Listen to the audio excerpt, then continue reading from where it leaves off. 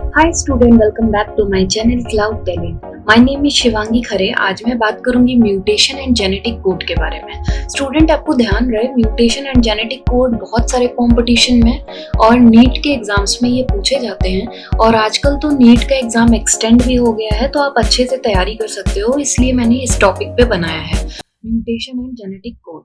So mutation is changes occur with in a gene. Mutation क्या होता है? ऐसा changes with occur within a gene. Next है mutation occur due to some environmental factors like chemical, radiation, UV light. ठीक है, जो mutation होता है वो किसकी वजह से कॉज होता है? इन्वायरमेंटल फैक्टर की वजह से, या फिर माइटोसिस की वजह से, या फिर मियोसिस की वजह से, या फिर डीएनए रेप्लिकेशन की वजह से।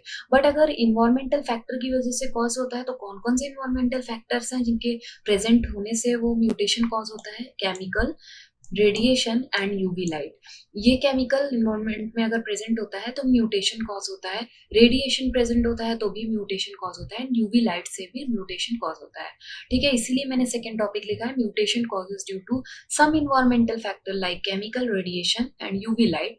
Next is it can also occur during mitosis, meiosis and DNA replication. Now the next slide is mutation occur due to environmental factor is known as spontaneous mutation.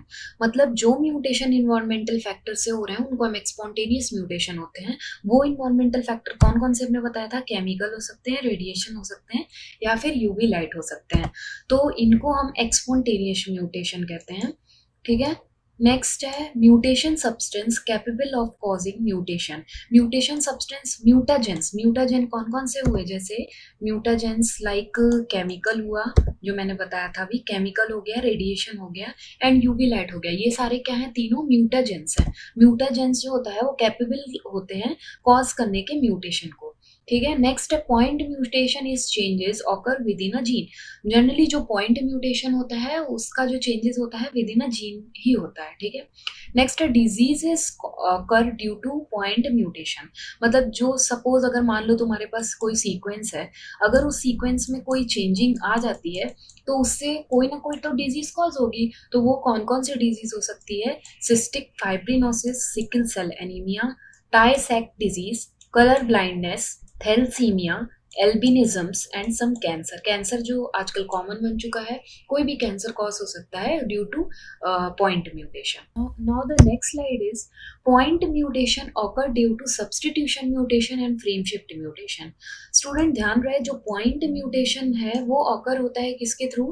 Due to substitution mutation and frame shift mutation. तो आइए हम देख लेते हैं substitution mutation क्या होता है and frame shift mutation क्या होता है।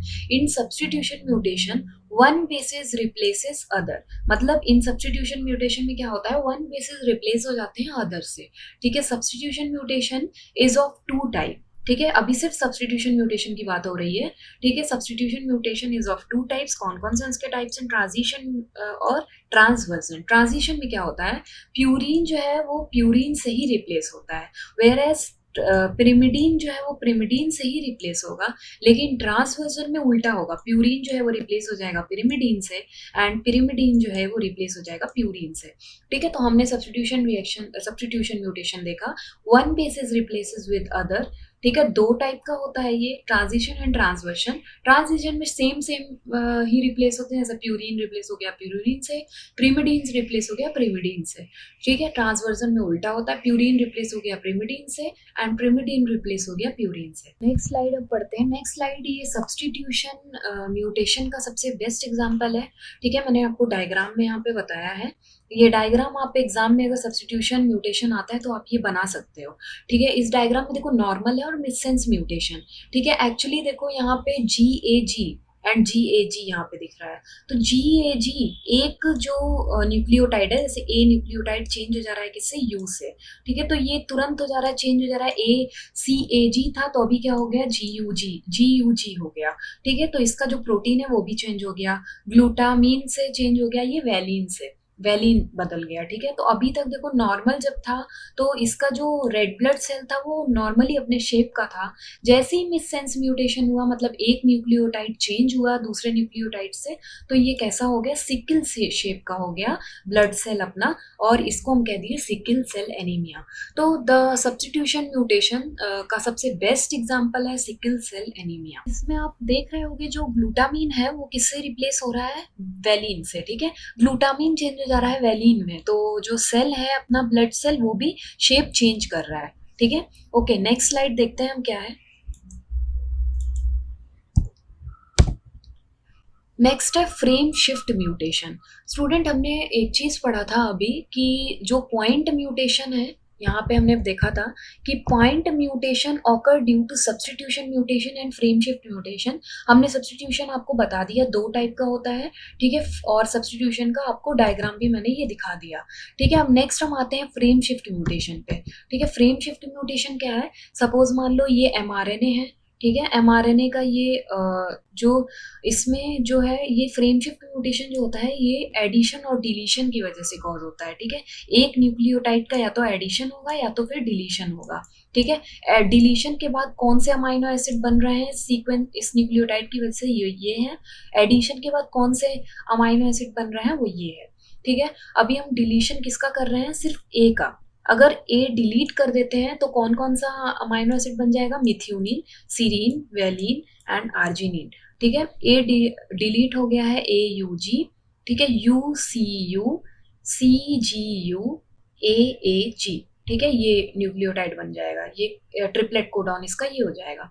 नेक्स्ट अगर हम एडिशन कर दिए, ए को ऐड कर दिए तो क्या बन गया, AUG, AUC, UCG and UAA, ठीक है। तो इसका जो ऐड करने के बाद जो अमाइनो एसिड है वो बन जाएंगे मिथ्योनिन, एस्पार्जीन और ल्यूसीन और वैलिन, ठीक है। तो टोटली जो फ्रेम शिफ्ट म्यूटेशन है it is based on deletion and addition. Deletion के बाद अमाइनो एसिड ये बनेगा, एडिशन के बाद अमाइनो एसिड ये बनेगा। फ्रेम शिफ्ट म्यूटेशन के बाद देख लेते हैं क्या है, ठीक है। जो हमने अभी पढ़ा है एडिशन और डिलीशन, वो यहाँ पे हमने बेस्ट एक चार्ट में एग्जांपल देके बताया है हमने। इंसर्शन मतलब एडिशन और डिलीशन, ठीक है। Frame shift mutation causes due to addition and deletion, ठीक है। तो इंसर्शन में देखो क्या हो रहा है कि इंसर्शन में ये जो ए न्यूक्लियोटाइड है, इंसर्शन में हम देखते हैं इंसर्शन में क्या होता है, ये original DNA code for the amino acid sequence है, ये डीएनए के बेसिस हैं, ठीक है। इसमें जो सी न्यूक्लियोटाइड है, ठीक है, ये जो सी वाला दिख रहा है ये चेंज कर रहा है ए से, ठीक है। तो टोटली जो अमाइनो एसिड है वो क्या हो जा रहा है, चेंज हो जा रहा है। मतलब जो अमाइनो एसिड की सिंथेसिस हो रही है प्रोटीन की वो टोटली चेंज हो जा रही है। इंसर्शन हो रहा है मतलब यहाँ पे, ठीक है, सिंगल न्यूक्लियोटाइड का, यहाँ एक सिंगल न्यूक्लियोटाइड का इंसर्शन हो रहा है वो है ए, ठीक है। तो ए का इंसर्शन हुआ तो टोटली जो अमाइनो एसिड है वो आपको चेंज नजर आ रहे होंगे, और ये माल फंक्शनिंग प्रोटीन होगा, मतलब जो हमको जरूरत नहीं है वो प्रोटीन यहाँ पे सिंथेसाइज हो रहा है अगर हम इंसर्ट कर रहे हैं कोई भी न्यूक्लियोटाइड। नेक्स्ट है डिलीट, ठीक है। अगर हम यहाँ से ए को डिलीट कर दिए तो कौन कौन सा अमाइनो एसिड है, देखो हिस्टिडीन की जगह सारे अमाइनो एसिड जो है चेंज हो जा रहे हैं, ठीक है। ल्यूसीन, आइसोल्यूसिन, आइसोल्यूसिन, आइसोल्यूसिन बन रहा है, क्योंकि उसका कोडॉन चेंज हो जाएगा तो अमाइनो एसिड भी चेंज हो जाएंगे, जो कि माल फंक्शनिंग अमाइनो एसिड होंगे, माल फंक्शनिंग प्रोटीन होंगे, जो कि हमको जरूरत नहीं है, ठीक है। तो ये सब जो इंसर्शन म्यूटेशन है एक इंसर्ट करने से न्यूक्लियोटाइड की वजह से हो जा रहा है, डिलीशन जैसे एक डिलीट करने के न्यूक्लियोटाइड की वजह से हो जा रहा है, ठीक है। फ्रेम शिफ्ट म्यूटेशन में आपको ये ओरिजिनल डीएनए सीक्वेंस है, यहाँ पे जो ए है मतलब ए का क्या हो रहा है, इंसर्शन हो रहा है, एडिशन हो रहा है। Frame shift mutation totally based on insertion and deletion पे, तो यहाँ पे इंसर्शन हो रहा है जिससे अमाइनो एसिड जो है वो भी चेंज हो जा रहा है और माल फंक्शनिंग अमाइनो एसिड प्रोड्यूस हो रहा है, ठीक है। ओके, ये हुआ फ्रेम शिफ्ट। अब नेक्स्ट हम आ जाते हैं, हमने इसमें क्या क्या देख लिया है, point mutation causes due to substitution mutation and frame shift mutation. Substitution mutation cover कर दिया and frame shift mutation cover कर दिया। अब हम आ जाते हैं कि पॉइंट म्यूटेशन के क्या क्या टाइप्स होते हैं। तो पॉइंट म्यूटेशन का फर्स्ट टाइप जो होता है वो मिससेंस म्यूटेशन होता है, ठीक है। मिससेंस म्यूटेशन में क्या हो रहा है, मिससेंस म्यूटेशन का देखो फ्रेम शिफ्ट म्यूटेशन का सबसे बेस्ट एग्जांपल है टाई सैक डिजीज और cystic fibrosis. Types of point mutation जो था वो है फर्स्ट मिससेंस म्यूटेशन। ठीक है, missense mutation any mutation due to which single amino acid changes, मतलब कोई सिंगल अमाइनो एसिड चेंज हो जाए, जैसे ए जो है वो किससे चेंज हो रहा है, सी से। इन मिससेंस म्यूटेशन में ये जो ए है ये चेंज हो रहा है सी से रिप्लेस हो रहा है। ठीक है, तो यहाँ पे टोटली जो अमाइनो एसिड है वो चेंज होते हुए नजर आ रहा है, माल फंक्शनिंग अमाइनो एसिड है। तो मिससेंस म्यूटेशन मैंने बताया आपको, any mutation due to which single amino acid change. ठीक है, नेक्स्ट है इसका बेस्ट एग्जांपल है sickle cell anaemia. Next point mutation का टाइप है वो है नॉनसेंस म्यूटेशन। ये आपको जो ओरिजिनल डीएनए कोड है वो दिख रहा होगा, original DNA code, and then जो नॉनसेंस म्यूटेशन होता है वो codon coding for amino acid changes into stop codon, stop codon में चेंज हो जा रहा है। जैसे सी जो है वो टी से रिप्लेस हो जा रहा है। यहाँ पे जो सी है डायग्राम में आप देखो, जो सी है वो किससे रिप्लेस हो रहा है, टी से रिप्लेस हो रहा है। ठीक है, और क्या बना दे रहा है, स्टॉप कोडॉन। ये stop codon due to which protein synthesis stop at this position, जो प्रोटीन सिंथेसिस है वो स्टॉप हो जाएंगे इस पोजीशन पे, और हमारा जो प्रोटीन की सिंथेसिस होगी वो आगे बंद हो जाएगी। इसका बेस्ट एग्जांपल है थैलेसीमिया।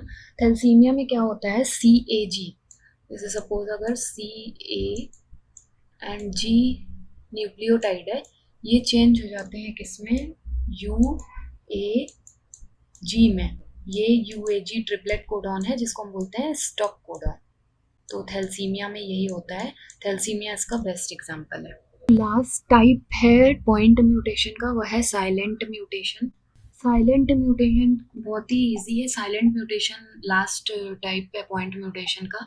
इसका मतलब होता है any mutation due to which there is no effect in the organisms, organisms पे कोई इफेक्ट नहीं पड़ेगा, बट बेस जो है न्यूक्लियोटाइड जो है वो चेंज होगा। जैसे थर्ड बेस यहाँ पे देख रहे होगे टी, थर्ड बेस है यहाँ पे ए,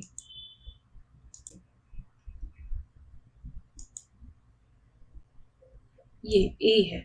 ठीक है, ये थर्ड बेस किससे चेंज हो जा रहा है, टी से, बट जो अमाइनो एसिड है उसमें कोई चेंजेस नहीं आ रहा है, तो there is no effect in the organisms, organisms पे कोई इफेक्ट नहीं पड़ेगा, इसलिए इसको बोलते हैं साइलेंट म्यूटेशन। बढ़ते हैं हम नीट के जो एग्जामिनेशन है उसमें कौन कौन से रिलेटेड टू दिस एमसीक्यूज आए हैं।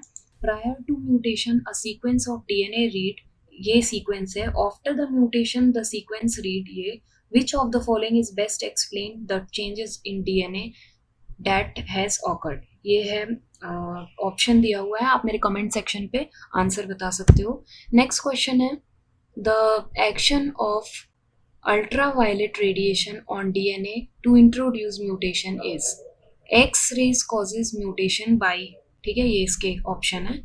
Which of the following have been developed by mutation, ये इसके ऑप्शन है। Normally DNA molecules has A, T, G, C pairing. However, these bases can exist in alternative vacancy status following the rearrangement called, ये इसके options हैं। Next ये option हो चुका है। लास्ट है दो क्वेश्चंस जो नीट में पूछे गए in mutational event when adenine is replaced by guanine, it is a case of, ये ऑप्शन दिए हुए हैं। Muller was first to introduce mutation in by exposing them the X-rays, तो ये ऑप्शन में दिया हुआ है, या मेरे कमेंट सेक्शन पे जाके आंसर्स बता सकते हो। Student, that's all for today and so please don't forget to subscribe my channel, और जो मेरे से जुड़े नहीं हैं उनको सब्सक्राइब करने को बोलो और लाइक्स करो ताकि मैं और भी वीडियो बना सकूं, तुम्हारे पास नोटिफिकेशन आ सके। Okay, bye bye, take care, thank you so much.